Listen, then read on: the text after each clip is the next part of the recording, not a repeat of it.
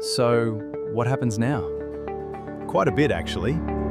Deposit, finance, inspections, final inspection, settlement. And then we're done? Then we settle.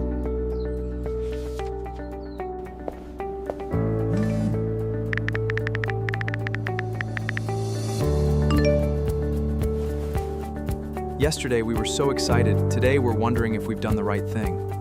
You know, I hear that more often than you might think. You'd been looking for 6 months. This was the one close to the school, And finally enough room for the kids. And your wife loved the kitchen. Maybe I'm just overthinking it. Big day yesterday.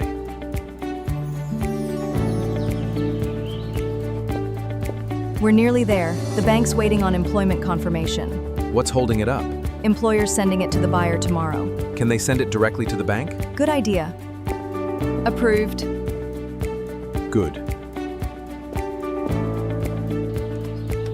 Something there? Evidence of termite activity. Active?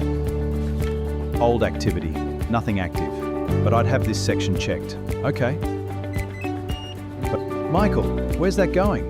With us? I don't think it is. Seriously? Seriously.